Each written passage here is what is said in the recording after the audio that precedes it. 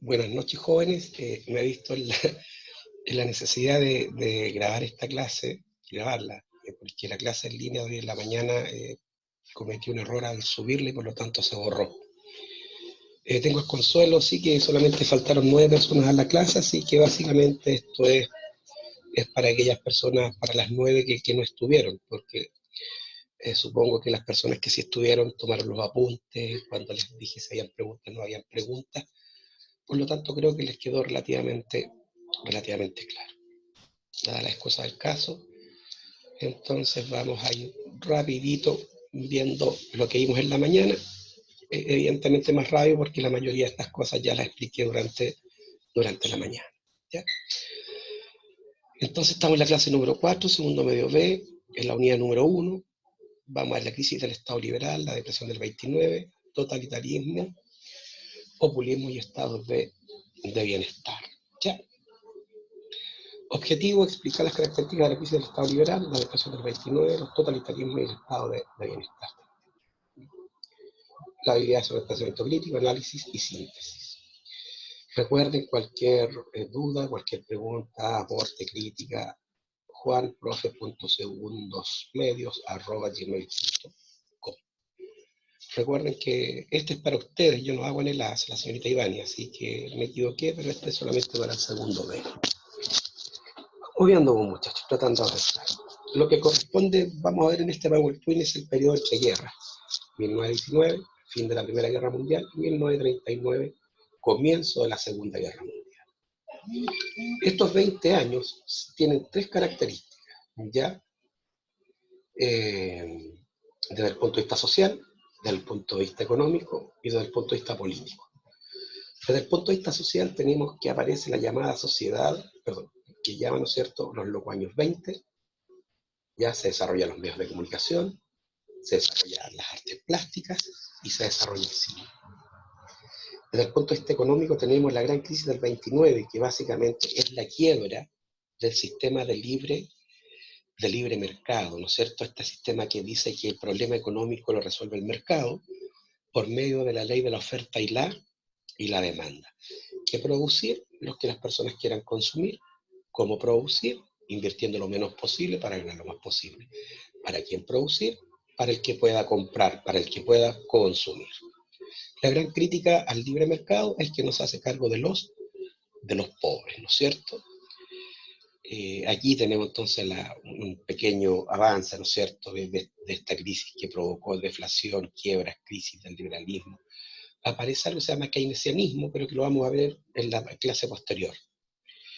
Desde el punto de vista de las consecuencias sociales está el desempleo, la pobreza, la marginalidad. Desde el punto de vista político aparece una nueva manera de relacionarse el Estado con la economía, ¿ya? Y en Estados Unidos esto tiene un nombre que se llama el New Deal o el New Trato. ¿Ya? Por lo tanto, pero eso lo vamos a ver en la próxima clase. Desde el punto de vista político aparecen los totalitarismos, ¿ya? El fascismo en Italia, el nazismo en Alemania, el stalinismo en la Unión Soviética.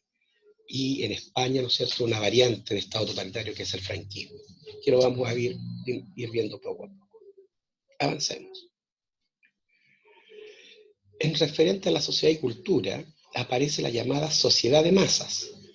Esta sociedad masiva, ya donde muchas personas tienen capacidad de consumo, donde muchas personas adquieren nuevos derechos políticos, ya donde mucha gente consume también arte, consume información. Esto es la sociedad de masas. Esto se caracteriza por la creciente participación en política gracias a los medios de comunicación y al sufragio universal. Es decir, cada vez mayor cantidad de personas podía votar y elegir a sus representantes. Aparece la sociedad de consumo, mejora la alimentación y las condiciones de vida. Los trabajadores comienzan a ganar más dinero por su trabajo, comienzan a tener más protección por parte de los empresarios. Los empresarios se dan cuenta de que en vez de explotar a sus trabajadores, es más rentable pagarles bien para que hagan bien su trabajo, y eso reditúa que su empresa va a ser exitosa y él va a ganar más dinero. O sea, invertir en los trabajadores es invertir en la propia ganancia. En este tiempo también surge un nuevo concepto del ocio, ya que está ligado a la entretención, al consumo del cine, consumo de la radio, se masifica el uso de la radio y de los espectáculos masivos, los espectáculos deportivos, el béisbol, el fútbol, el box. Y una cosa muy importante, la mujer se emancipa, se libera socialmente, accediendo a los trabajos y al mundo político. ¿Ya? Acuérdense que durante la Primera Guerra Mundial en Europa, la mitad de los hombres va al campo de batalla. Los lugares que ellos dejaron en sus puestos de trabajo fueron ocupados por las mujeres. Las mujeres comienzan a recibir un sueldo, aumenta su autoestima, se sienten útiles, se sienten que ya no solamente están para tener hijos, cuidar la casa y cuidar al marido, sino que tienen muchas posibilidades más de desarrollo personal. Es el tiempo donde las mujeres acortan sus vestidos arriba de las rodillas, se empiezan a maquillar, comienzan a fumar, salen a los bares, a los cafés, se fuman sus cigarros, se toman su trago, ¿ya? Empiezan a usar las medias de nylon, se cortan el pelo, ¿ya? Como muestra, ¿no es cierto?, de que se están liberando. Proceso que después de 100 años sigue y todavía hay cosas que afinar, pero el proceso de liberación femenina comienza más o menos hace 100 años, aunque sus raíces ya se remontan a la Edad Media. Cuidado. Los locos años 20, durante la década de 1920, la economía de Estados Unidos se expande gracias al consumo. La población adquiere productos gracias al empleo del crédito, creciendo la industria eléctrica y automotriz. ¿Ya? Es el tiempo donde aparecen las primeras lavadoras, los primeros refrigeradores, las primeras planchas, se masifica el uso de los automóviles, las personas ganan platita, ¿no es cierto? Aparece el crédito, ¿ya? Aparece el crédito, se presta plata a las personas para que se compren un auto, para que se compren una casa, para que amplíen su casa, para que se compren una radio. ¿Ya? Comienza el uso masivo del crédito. Este crecimiento se fundamentó en la especulación financiera. El dinero dejó de utilizarse en inversiones y era transado en la bolsa. Ese fenómeno lo vamos a explicar en un ratito más. Aumenta el crédito generando altas tasas de endeudamiento, lo que está pasando hoy día en Chile. El 60% de la población chilena está endeudada 5 veces, ¿no es cierto?, su sueldo. Las empresas solicitaban crédito a los bancos para expandir su producción y los particulares se endeudaban para adquirir artículos de consumo y para invertir también en la bolsa. Ya vamos a explicar en qué consiste eso. Aquí, como pueden ver, se suben las polleras las mujeres, aparecen las medias de nylon, los zapatos de charol, se cortan el pelo, se maquillan, ¿no es cierto? Andan a la moda. Liberación femenina. Los medios de comunicación y espectáculos de masas aparecen en este tiempo, 1910, 1920, 1930. Ya el cine, la radio, la prensa y con ellos la publicidad, ya este arte de direccionar, ¿no es cierto?, las necesidades de las personas para que satisfagan sus necesidades con determinados bienes o servicios. Ya. Beba esta bebida cola, lo hará sentir mejor. Maneje este auto porque se va a ver más varonil. Use este perfume porque las mujeres van a ser irresistibles. Utilice este lápiz de labios porque va a resaltar su belleza. Aparece junto con el desarrollo de los medios de comunicación, entonces, lo que es la publicidad. Hay interés por la moda, la alta costura, y aparecen nuevas corrientes musicales, ¿ya? El jazz, el blues, el charleston, ya que empiezan a, sobre todo, a hacer mucho eco entre los jóvenes. Y en esta época, la radio, como medio de comunicación social, ya es un instrumento de entretención y también de instrumento publicitario, pero también de información. Las personas prenden la radio para informarse, para entretenerse y para escuchar, ¿no es cierto?, los anuncios publicitarios de lo último que salió en el mercado. Este también, muchachos, es el periodo de las vanguardias artísticas, ¿ya?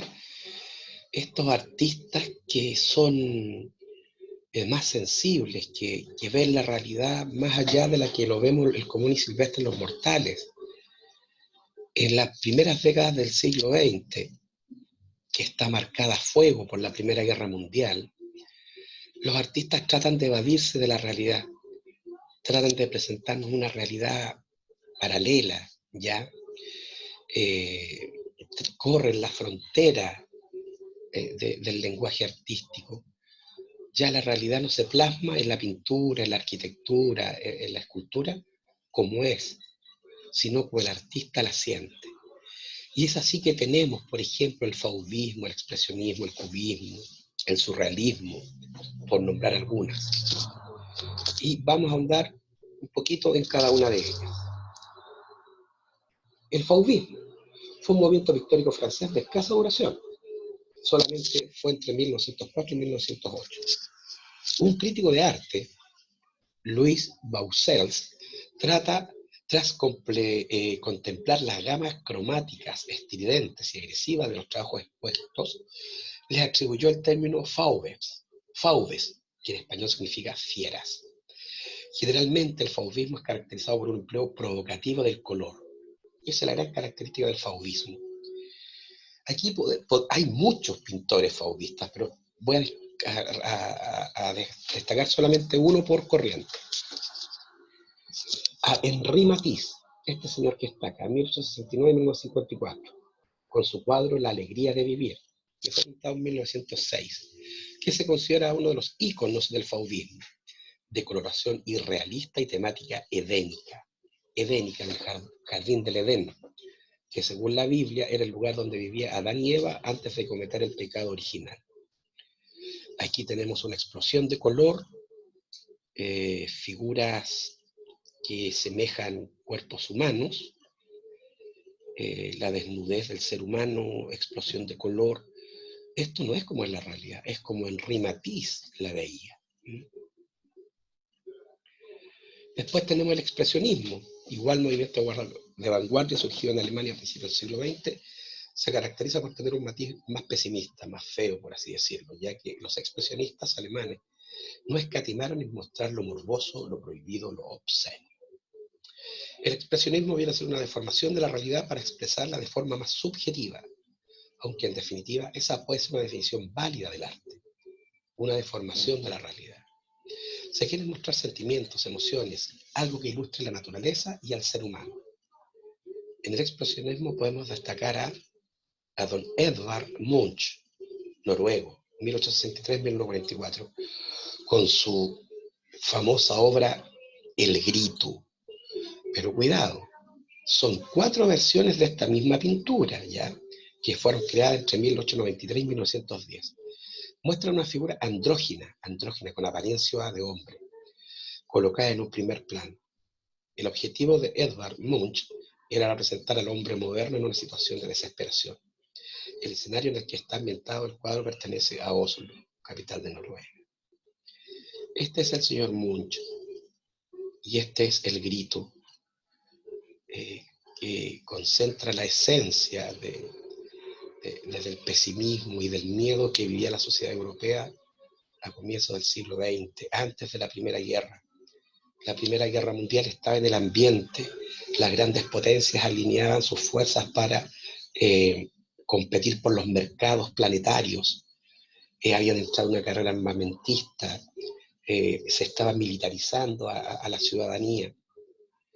Y este pintor capta todo eso y lo plasma en este cuadro, El Grito. Repito, son 4 versiones del mismo cuadro.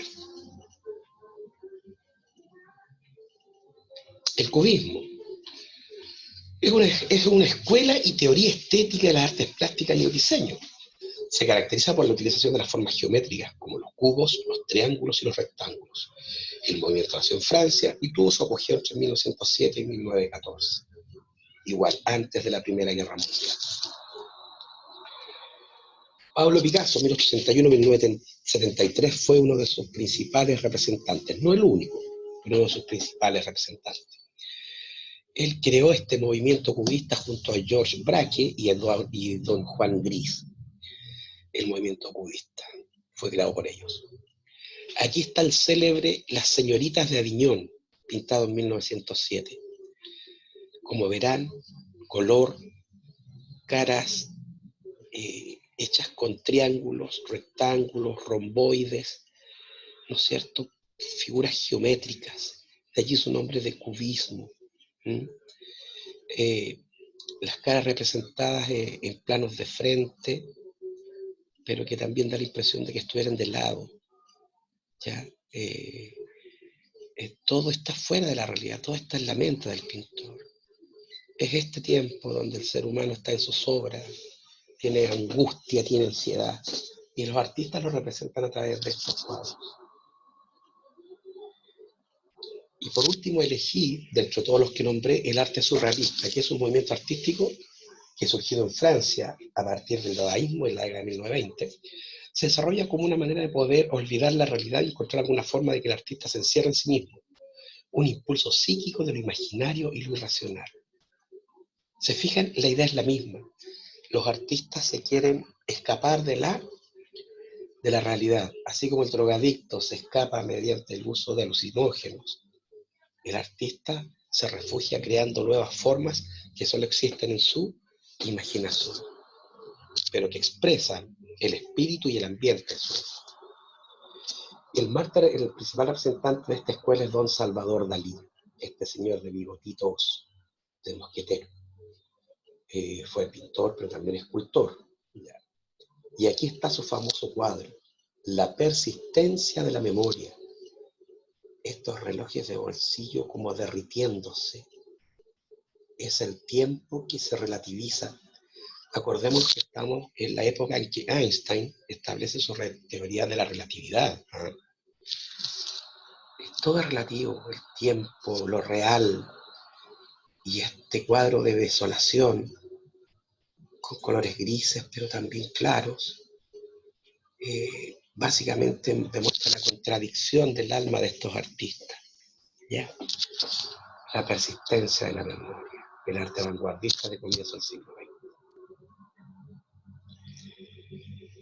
Entonces, como síntesis, los felices años 20, 1918-1929, fin de la Primera Guerra Mundial. En una primera etapa hay un estancamiento económico. Europa queda devastada por la guerra, por lo tanto, sus economías están en el suelo. Pero después viene una segunda etapa de desarrollo económico en donde es Estados Unidos el que hace las veces de una locomotora del país que logra sacar, ¿no es cierto?, de la crisis a los países de Europa. La razón es muy simple. Estados Unidos no peleó la guerra en su territorio, mandó tropas a Europa. Su industria no fue arrasada por las bombas ni por la guerra, al contrario, fue fortalecida, ¿ya? Porque tenían que hacer los botones, los uniformes, los bototos, los fusiles, las balas, los cañones, los tanques, los submarinos, los aviones, las ametralladoras, para, ¿no es cierto?, apertrechar a sus aliados en Europa. Esto hace que se consolide la segunda revolución industrial, ¿se acuerdan? La revolución del petróleo y de la electricidad. ¿Ya? Por lo tanto, el sector automotriz, el sector eléctrico y químico tienen un gran incremento. Lo que hace que aparezcan nuevas formas de trabajo, entre ellas el Fordismo y el Taylorismo, que básicamente ambas formas son aquellas formas de producción que se llaman producción en cadena, en donde un operario, donde un obrero se especializa en una parte del proceso productivo. Ejemplo, en la fábrica de autos de Henry Ford, de allí el nombre de Fordismo, habían unos obreros que hacían el chasis, otros que ponían las ruedas, otros que inflaban las ruedas, unos que ponían el motor, otros que hacían las distintas partes del motor, otros que ensamblaban el motor, otros que ponían el cubículo del auto, otros que le ponían los focos al auto y otros que pintaban el auto, otros que tapizaban el auto. A eso se le llama, ¿no es cierto?, la producción en cadena, Fordismo y Taylorismo. Evidentemente, esto incrementa la productividad, es decir, se producen más bienes en menos tiempo, aumentan los beneficios empresariales, lo que yo les decía, los empresarios se han dado cuenta que mientras mejor remunerados tengan a sus empleados, estos trabajan mejor y son más eficientes. La producción en masa, masiva, ¿no es cierto?, obviamente abarata los costos de producción y por lo tanto el precio de los productos hacia los consumidores, lo que a su vez hace que estos puedan consumir más, aumenta la demanda y por lo tanto los empresarios invierten en más empresas y por lo tanto dan más trabajo. Es decir, se produce un círculo virtuoso de la economía.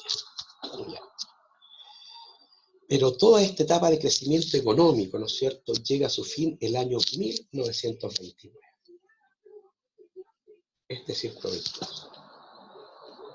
Entonces vamos bien. Lo que dijimos recién, Estados Unidos crece su industria debido a la producción en cadena, altos salarios, bajos precios de los productos, hace que hay una sobreproducción de bienes y servicios. Es decir, hay tantos bienes en el mercado que las personas no son capaces de comprar todo lo que hay. En Estados Unidos aumentan los préstamos de consumo, ya, hacia las personas y hacia los bancos, ya. Los bancos, ¿no es cierto?, invierten en la bolsa de valores y las personas también invierten en la bolsa de valores, ¿ya? Y esto se traduce, jóvenes, en lo que se llama especulación. Es decir, el dinero, en vez de invertirse en crear empresas que a su vez crean empleos, se utilizaba para comprar acciones. ¿Qué es una acción? La acción es un documento, ¿ya?, que establece que el titular de ese documento es dueño de un porcentaje de esa empresa y por lo tanto es también, ¿no es cierto?, depositario de una fracción de la utilidad de esa empresa. ¿Qué es lo que comenzó en este tiempo? En este lugar que se llama Bolsa de Valores, ¿ya?, en la Bolsa de Valores, donde se compran y venden acciones. Repito, las acciones son documentos que, ¿no es cierto?, representan parte de la propiedad de una empresa. Estas se compran y se venden. ¿Y cuál es el juego? Si una empresa tiene hartas utilidades, hartas ganancias, sus acciones suben. Si una empresa no tiene utilidades y es más, está a pérdida, sus acciones bajan. ¿Cuál es el juego? Comprar cuando las acciones están baratas y vender cuando las acciones están caras. Y esa diferencia reditúa un dinero que no viene de la inversión rentable, sino que viene del juego. De este juego, estar atento cuando algo sube y algo baja para yo, repito, vender cuando bajen y comprar cuando, perdón, vender cuando bajen y comprar, perdón, vender ya cuando las acciones bajan y comprar cuando están subiendo. En conclusión, los felices años 20, entonces tenemos el consumismo, el mercado en alza, buena expectativa, subida en la bolsa, las empresas ganan dinero, sus acciones valen mucha plata y se venden a buen precio en la bolsa de valores. Esto lleva a un desarrollo económico. Pero está el famoso jueves negro, ¿ya?, en donde la bolsa de valores quiebra, ¿ya?, quiebra. Es decir, las acciones pasaron a tener nulo valor. Y quien había comprado acciones, ya, para no perder todo su dinero, fue corriendo a la bolsa de valores para vender. ¿Y qué ocurrió?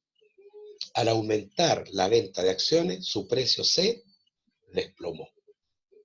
Y eso hace entonces que las empresas cierren, provocan un paro sin precedentes, muchas personas sin trabajo. Y no hay que ser historiador, imagínense muchas personas sin trabajo. No hay dinero para comprar los bienes básicos, no hay dinero para alquilar un lugar donde vivir, para comprar remedios, para comprar ropa si es invierno, para comprarle leche a la guagua, ¿ya? O sea, un verdadero caos social, miseria, ¿ya? Los bancos cierran y quiebran, porque como le habían prestado plata a las personas y a las empresas y éstas no les podían devolver la plata, también quebraron. Aparte de que las personas que tenían ahorros los fueron inmediatamente a sacar para capear la crisis. Y ahí se desarrolla la tormenta perfecta y al igual que un dominó que está uno tras de otro, al caer la economía norteamericana, cae la economía de Europa y cae la economía de Latinoamérica. El país más perjudicado por esta crisis financiera del año 29 fue Chile. Como siempre, Chilito.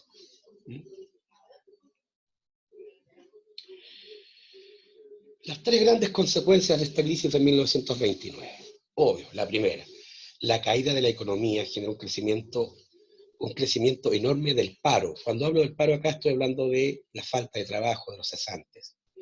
y lo que tuvo consecuencias sociales, obviamente de pobreza, que fueron devastadores. En política se producen descréditos de las democracias parlamentarias, ¿ya? La democracia no fue capaz de prever, ¿no es cierto?, el colapso de la economía del libre mercado. La democracia no fue capaz de anticiparse a la Primera Guerra Mundial, no fue capaz de establecer los diálogos necesarios. Por lo tanto, el ciudadano común y silvestre como que se fue desencantando de la forma de gobierno democrático. Y se hizo evidente que el mercado por sí solo no resuelve el problema económico, porque no se hace cargo de los pobres. Pero esta crisis ya generó tal magnitud, tal cantidad de gente en la pobreza, que el Estado tuvo que intervenir necesariamente en la economía para subsanar este problema. Y comienza una nueva etapa en donde el Estado sí va a intervenir en la economía, ya, sin dejar de lado el mercado, pero sí tenía que intervenir para amparar a los más desprotegidos, que en una economía de libre mercado son los pobres, los que no pueden consumir. Desde el punto de vista político, aparecen nuevas formas de gobierno, como les dije, la gente en Europa especialmente se desencanta de la democracia y buscan otras alternativas. Y ahí tenemos los famosos regímenes totalitarios, el fascismo en Italia, el nazismo en Alemania y el estalinismo en la Unión de Repúblicas Socialistas Soviéticas, la URSS. Y aquí están los grandes líderes, ya que es una gran característica del totalitarismo. Se funda en la persona de un líder carismático, que es capaz de aglutinar a todos los ciudadanos en pos de una sola ideología, de una sola idea.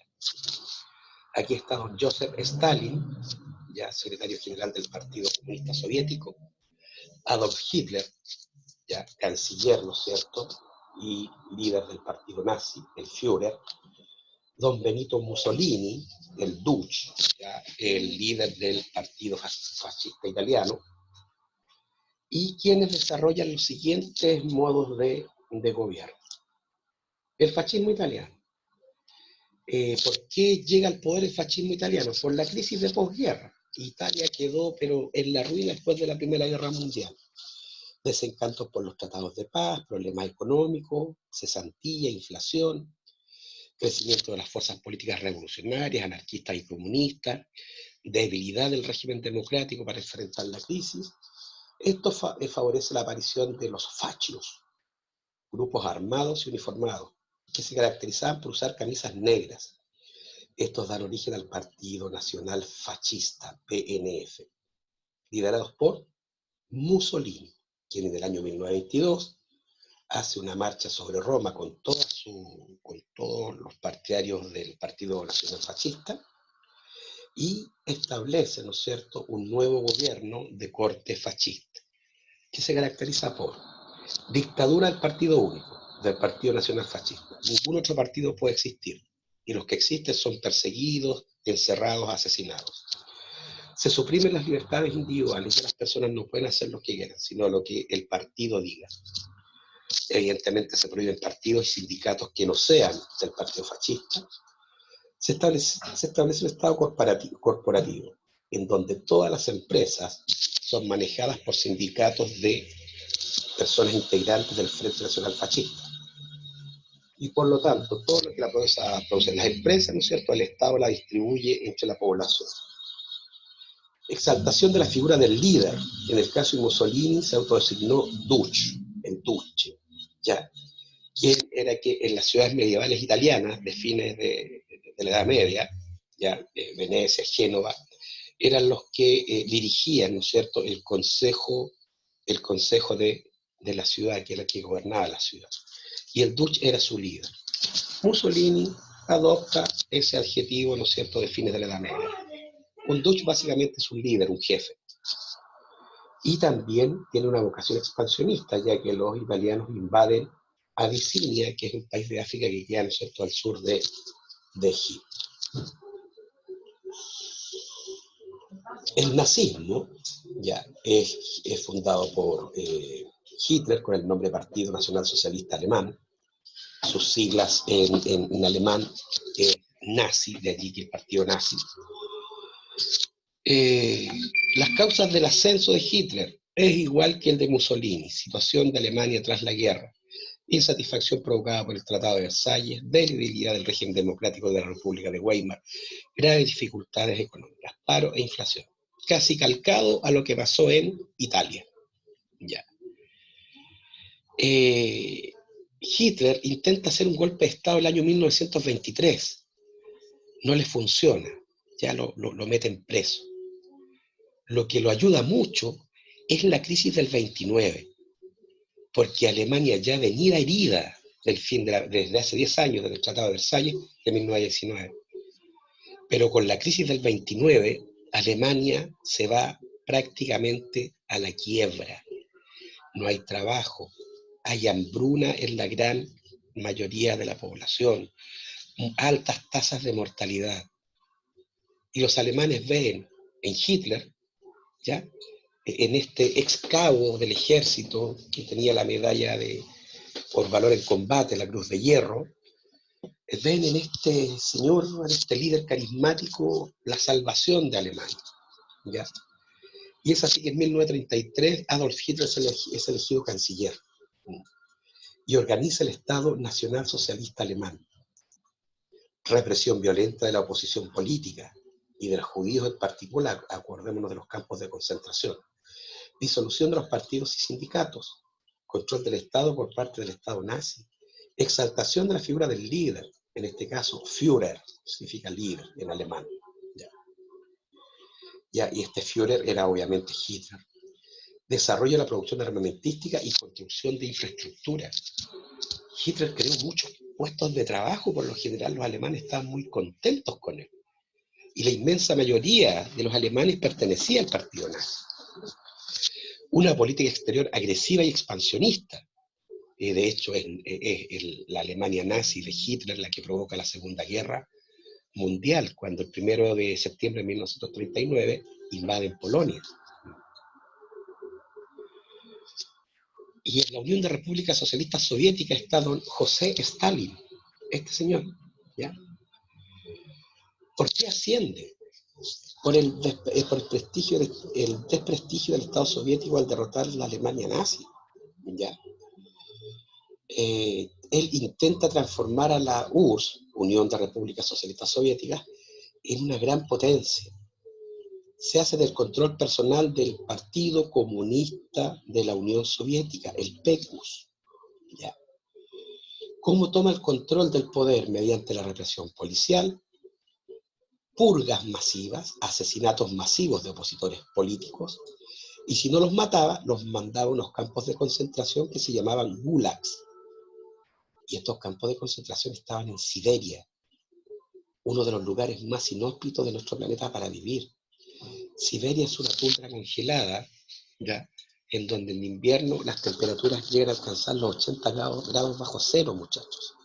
Es un verdadero infierno de hielo en la Tierra. Stalin mandaba a sus enemigos políticos a estos campos de concentración, que bueno, en realidad eran verdaderas condenas a muerte, ¿ya?, que era muy poco los que no podían sobrevivir en condiciones tan extremas. Entonces este señor instaura un régimen de terror, utiliza la propaganda, ¿ya?, para concientizar a la población de que él es la solución a todos los problemas de Rusia. Evidentemente que él coarta las libertades individuales y públicas, censura, ¿no es cierto?, la prensa, falta libertad de expresión, ¿ya? Él impedía saber lo que pasaba, un espeso silencio lo cubría todo. ¿Quién estaba en desacuerdo con este señor? Repito, era desaparecido, muerto o hecho prisionero. Se dice que Stalin, jóvenes, mató a 30 millones de personas por el simple hecho de ser opositores políticos a él. Este señor fue el que dijo que una muerte era una tragedia, pero que millones de muertes eran una estadística. En breve, el modelo de Estado soviético entonces es la dictadura del Partido Comunista sobre el Estado y la sociedad. Pero con Stalin, de la dictadura del partido se pasó a la dictadura del hombre que controlaba el partido. ¿Ya? Así que estos son los macucos, pues muchachos. Stalin, Hitler, Mussolini. Y tenemos que agregar a un muñequito más.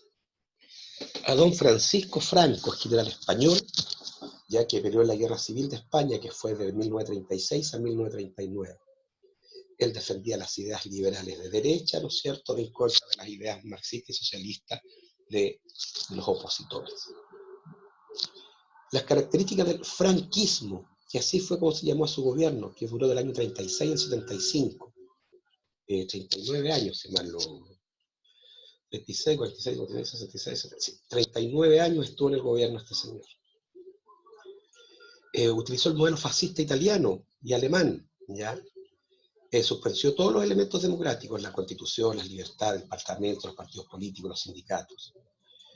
Él se transformó en el caudillo, ¿ya? En el caudillo de España. Era jefe de Estado, jefe de gobierno, jefe del ejército y también, ¿no es cierto?, jefe del partido único. O sea, concentró todo el poder en sus manos, al igual que los dictadores anteriores. Tenía una concepción unitaria y centralista del Estado. Recordemos que España se caracteriza porque tiene regiones bien definidas, con identidades súper claras, con sus propios idiomas. Los catalanes, los gallegos, los navarros, ya, los vascos. Ya. Entonces este señor quería, ¿no es cierto?, unificar a España. El mismo idioma, ¿no es cierto?, ojalá los mismos valores, ojalá los mismos principios, lo que obviamente le valió el rechazo y el repudio de todas estas regiones que históricamente han sido muy autónomas. Navarra, Cataluña, Galicia, ¿no es cierto?, el País Vasco.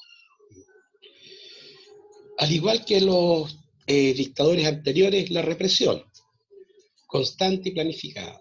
¿Ya? Eliminar a los enemigos políticos, meterlos presos, asesinarlos, torturarlos. Y como guinda de la torta, y como todos los anteriores, el control de los medios de comunicación, para manejar la conciencia de la sociedad, de las masas.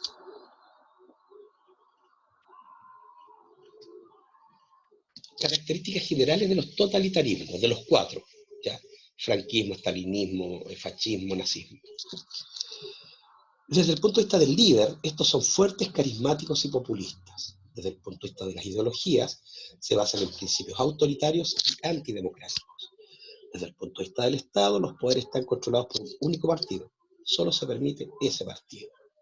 Y desde el punto de vista de los derechos y libertades de los ciudadanos, ¿no es cierto?, no se garantizan las libertades individuales, el Estado persigue y elimina a los opositores y controla los medios de comunicación. Características, ¿no es cierto?, que están en los cuatro modelos totalitarios que ya vimos. Y por último, muchachos, un breve paralelo entre la democracia y el totalitarismo. Desde el punto de vista de quien gobierna, el líder, desde el punto de vista de la idea que lo sustenta, la ideología, desde el punto de vista de cómo organizan al Estado y desde el punto de vista de cómo se tratan los derechos de las personas. En una democracia, los líderes son elegidos democráticamente mediante elecciones. En una democracia, los ciudadanos eligen ya a quienes los van a gobernar. En el totalitarismo, ya los líderes fuertes, carismáticos y populistas, ¿no es cierto?, se imponen por la fuerza de su partido político. Desde el punto de vista de ideología, en la democracia se basa en la diversidad de ideas. ¿Se acuerdan? El pluralismo político e ideológico. Mientras que en el totalitarismo se basa en principios autoritarios y antidemocráticos. Hay una sola ideología, un solo partido y todo lo demás está prohibido y perseguido. Desde el punto de vista del Estado, en una democracia, la división de los poderes es súper clarita. El poder ejecutivo administra y gobierna al Estado, el poder legislativo hace las leyes y el poder judicial aplica las leyes. Y evidentemente se permite la existencia de distintos partidos políticos, ¿no es cierto?, que aporten con sus distintas visiones de la sociedad al crecimiento de la nación. En un totalitarismo, los poderes del Estado son manejados por el partido único. ¿Ya? El partido único. No hay más opción, hay un solo partido. Y ese es el partido que manda, ese es el partido que tiene el poder.